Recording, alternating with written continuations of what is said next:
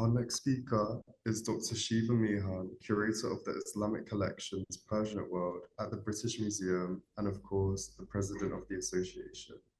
She received her PhD from the University of Cambridge, and today she'll present her paper titled Imaging Music, the Representation of Music in Timurid Manuscripts. Please join me in welcoming Dr. Shiva Mihan.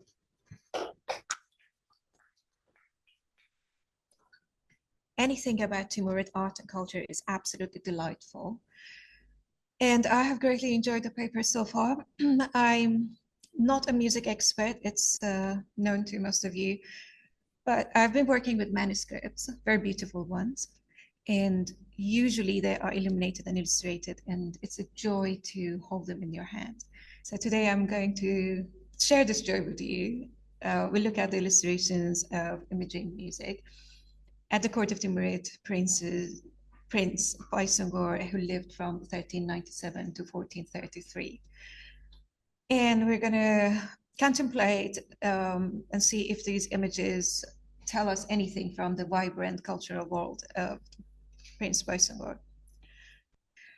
The cultural and intellectual flourishing of Timurid Herat in the 15th century owes much to the patronage of Baysunghur, son of Shahrukh, and his grand establishment in Herat. His court soon became the center of intellectual interaction and aesthetic innovation. Far from serving merely as a patron, Baysunghur himself was deeply immersed in the literary and intellectual enterprises of his age, particularly poetry and calligraphy. We know about his beautiful calligraphy on the shrine of Imam Reza, the Goharshad Ayvan, if you have ever seen it. He established one of the most refined artistic spaces of the Persianate world, known as the Cantab. And I should clarify that Cantab means library, was not merely a book repository, it was a workshop, an atelier, and a library altogether. It had some different sections, Kutubkhane, Subatkhane. We learned today from Dr. Pujawadi that also his son added a Tarabkhane, which was not, it didn't exist under Baysunghur. So when I speak about the Kitabkhane, we should imagine that sort of setting. This Kitabkhane thrived from around 1420 and was active until his premature death at the age of 35 in 1433. It was constantly engaged in transcribing literary and historical texts, copying rare treatises, and composing new prefaces and chronicles. Under his guidance, a new style emerged that we know today as the Herat school. He also founded an outstanding tradition of text editing with defined criteria, reflecting his taste and his conscious engagement with textual values. We never had that kind of look into text before him. So he starts to have particular agenda for, he was so conscious what is his legacy for the future generations. For example, we see that they changed some of the Arabic words into Persian. They started to reduce the religious parts of each text, and even the praise of Muhammad. They tried to reduce it to 1 or 2 sentences. Even they deleted some Quranic verses. So that was part of their agenda. He has always had this look to the pre-Islamic kings of Iran. Under Baysunghur, the integration of music into both visual and textual culture became a central theme, as attested by contemporary sources. According to Dawlat Shah Samarkandi in Tazkiratul Shu'ara, 4 masters stood unrivaled in their fields as at Baysunghur's court, as Dr. Pujawadi also mentioned. Qawamuddin Shirazi in architecture, Amir Khalil in painting. Amir Khalil is the person who was the tutor of Kamaluddin Behzad. And Behzad was a continuation of Timurid painting in the later Timurid courts under Sultan Hussein Baigara. Thank you. al-Qadir Maraghi in music and Yusuf Andikani in singing. This testimony provides a crucial framework for understanding the collaborative environment in which architects and painters worked alongside poets and musicians. Even in the production of music, we hear this harmony. There are lots of verses in some sources to say that musicians played while calligraphers were transcribing and painters were illustrating the manuscripts. A little studied primary source, Book of Elegies, or Junge Maraghi, offers valuable insight into this structure. It is a selection of best elegies composed by the court poets and calligraphers after Prince's death. So we know that for 40 days after the death of Baysunghur, Shahrukh was sitting in his palace, receiving these poets, calligraphers, artists, going there, and each day they had 2 or 3 of these elegies being read to the king. And this is a selection of all that was presented during the 40 days. They offer the poems to Shahrukh, and this manuscript is now kept in the National Library in Tabriz. Here we see the beginning and the colophon of the manuscript. It was written by Azhar Tabrizi, who is a very known calligrapher. A great number of verses in this anthology have direct references or connotations to musical instruments or terminology. Head of Library Jafar Tabrizi, who was honored with the sobriquet Baysunghuri, writes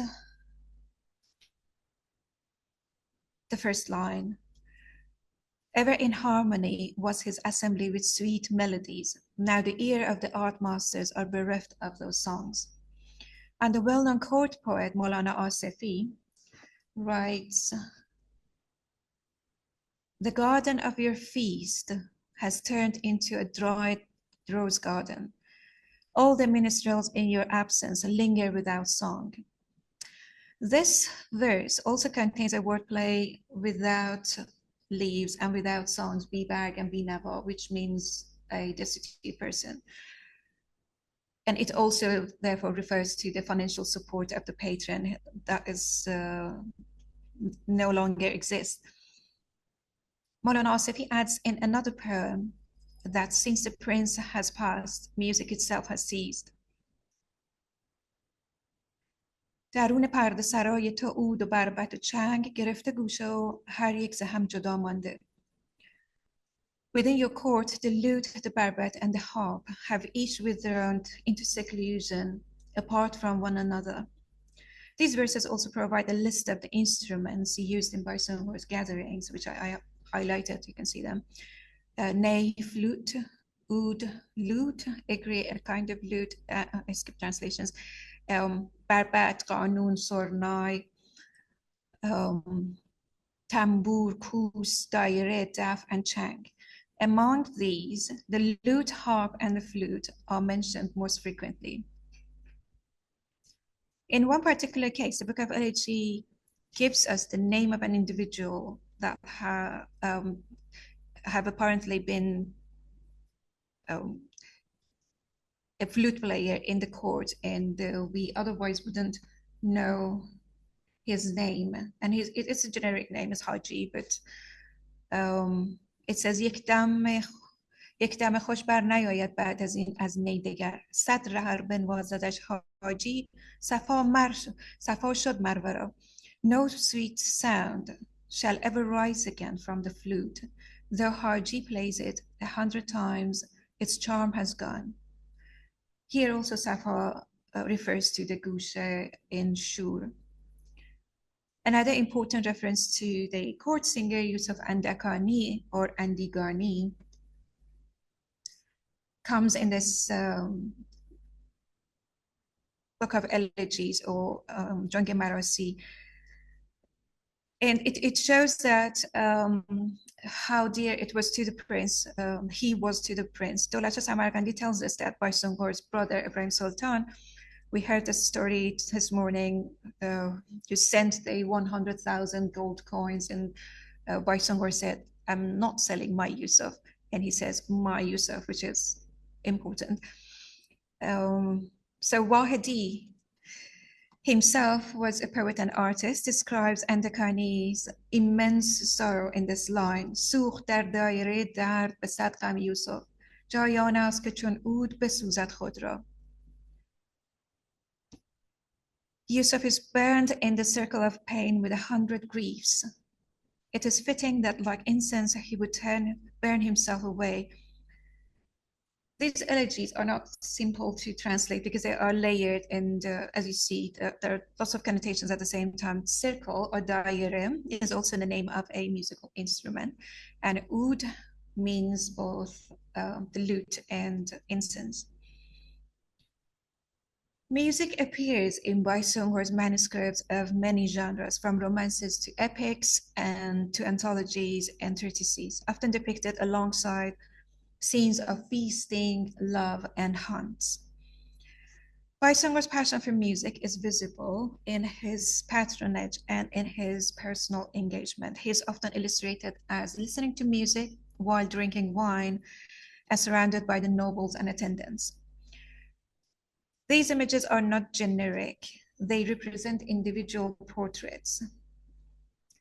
By this, I mean, you would never mistake Baysunghur with his cousin Iskandar Sultan.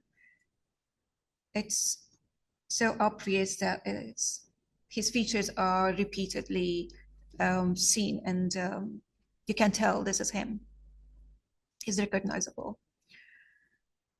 At Baysunghur's circle, ʿAbd Maraghi was certainly the most outstanding figure in music. Perhaps he was even the most famous musician, composer, music theorist, instrument maker, and performer in the Islamic world. Dr. Purjawadi has mentioned in one of his publications that Maraghi's role was both a guardian of earlier traditions and a transmitter of innovation that later spread into Safavid and Mughal musical cultures. So Maraghi was first patronized at the court of the Jalairid by Sultan Sheikh Uwais, and then by Sultan Ahmed in Baghdad and Tabriz. Then, as Professor Owen Wright explained to us, he moved to Samarkand first and then to Herat and to the court of the Timurids. So the presence of al-Qadir Maraghi and the singer Yusuf Andikani in illustrations provides rare moments where text and image converge to portray real cultural figures. Of course, these are not realistic portraits in the modern sense, but we can imagine how they look like. If we allow for some degree of realism in the depictions, then the frontispiece of a copy of the Kailo Demne dated 1430 becomes especially interesting. It shows Baysunghur in a garden gathering with the musicians. The lute player is very probably ʿAbd Maraghi, and next to him sits Yusuf Andikani, singing passionately with his hand raised towards his face, a familiar gesture in traditional singing. Maraghi himself believed that the lute was a perfect instrument, saz kamil, the most complete of all instruments, ashraf wa akmal sazha. In a recent master's dissertation at Kashan University, Susan Aghabuzurgi has studied the representation of instruments in Persian painting from the 14th to the 17th century. She identifies Maraghi's lute as rudkhani, today known as gambus, with 6 strings and a resonance box of half hide and half wood. I'm not an expert, so the experts of this event can tell me if it is correct or not. Do we call it rudkhani or something else? While this may be the most iconic illustration among Baysunghur's manuscripts, there are other scenes showing musicians and prince at the presence of the prince. A copy of the Humayun, dated 1428, includes 3 illustrations. In the scene Humay in the fairy palace, music heightens the romance, just like the illustrations that we saw at, earlier. by Professor Wright. A man plays a flute here, a woman plays a qanun, and others play harp and daf. The musicians are shown alongside signs of intoxication and ecstasy, linking music to both sensual and spiritual drunkenness. I say spiritual because of the presence of the angels, not other reason. Another folio from the same manuscript depicts a mounted harpist in a hunting scene, which closely recalls a near duplicate of Iskandar Sultan's anthology in the Gulbenkian Museum. There are notable differences. The landscape is different and reshaped. The like of Baysunghur is different. It is a substitute, the like of portrait of Iskandar Sultan. But the most significant thing that we can see in this painting is the replacement of the male harpist with a female harpist with a male figure. And Priscilla Soucek, in her article Comments on Persian Painting, thinks that this was the gender substitution, and it was intended to flatter Baysunghur by showing one of the people from his court. The mounted harpist has continued to be in the paintings from the Bahram Guran Azadeh that we can see in the plates of Sasanian period.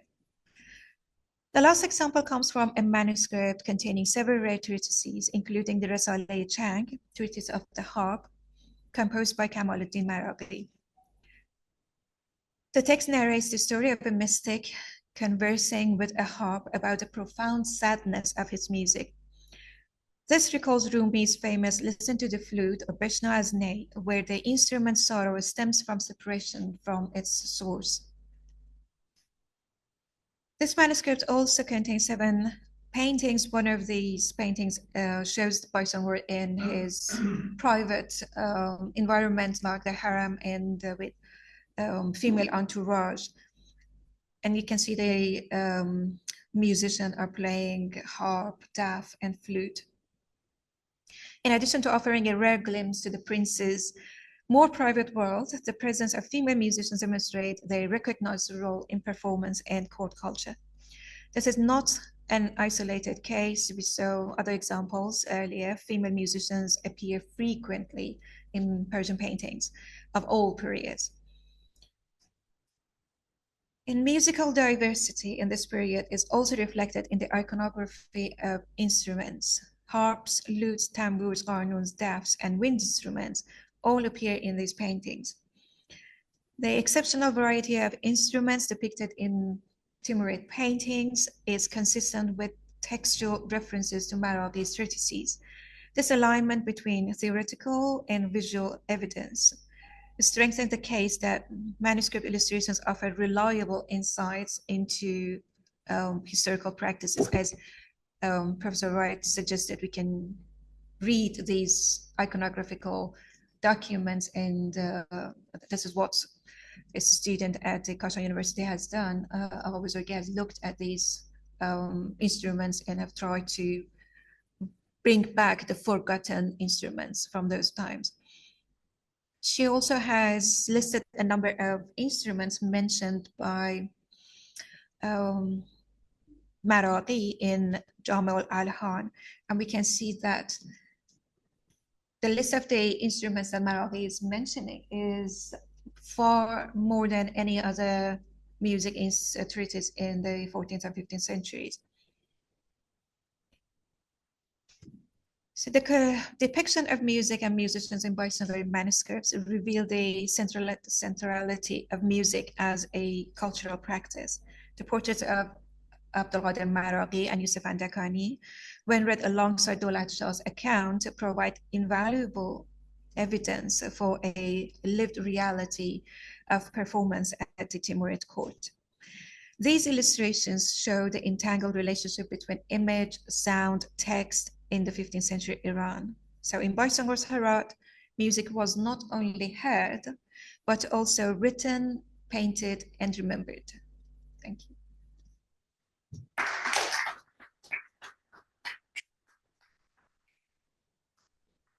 I'm happy to take questions if there is any.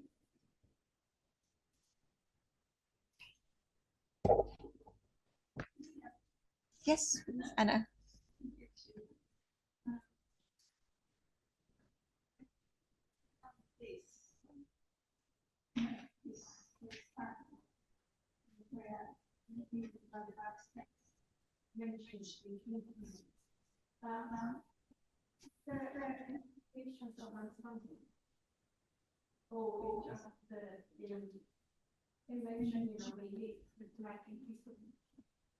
Are you asking if there's any mentioning of ensemble?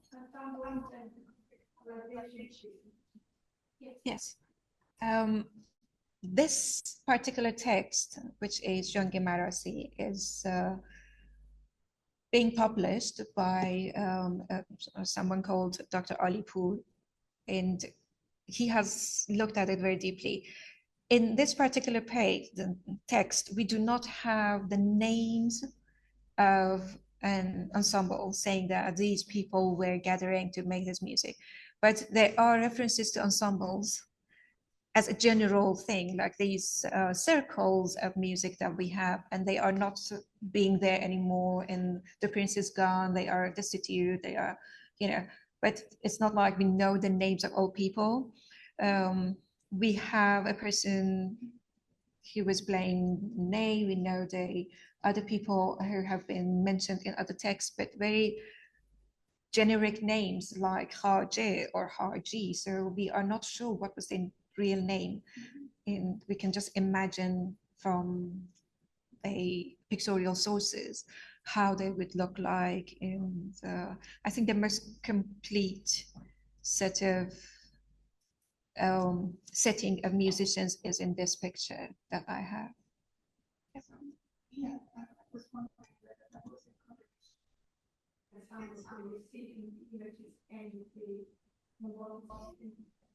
It's just my imagination.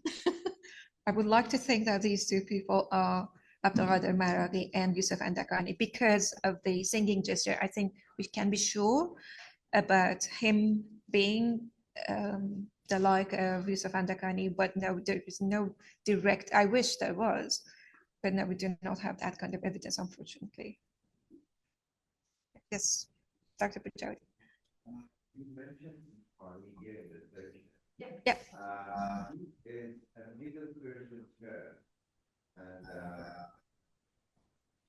the instrument was famous.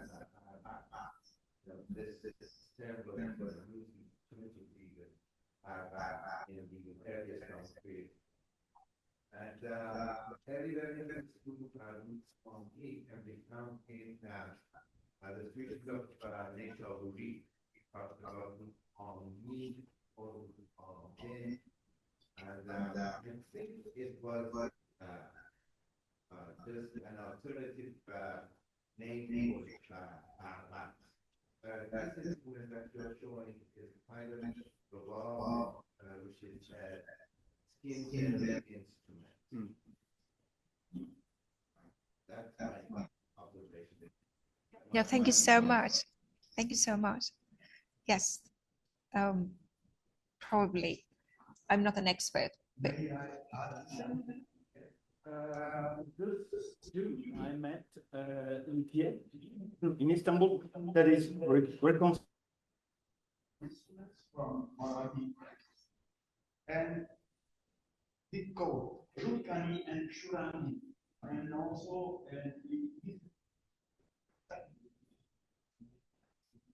Mahdi working on the. Thank you. Looking at the miniatures as Fikret Karakayat did it with it together with water, with the Maraghi. But generally speaking, that's an instrument to look at skin. Yeah, it's normally called yeah, this is half wood, half skin. And there are lots of representations of Rabab and everything else in the paintings, and she has listed every reference. And so I thought that maybe she is right, and I think there are convincing references, but I will send you the dissertation and you can just be the best judge for that. Thank you so much.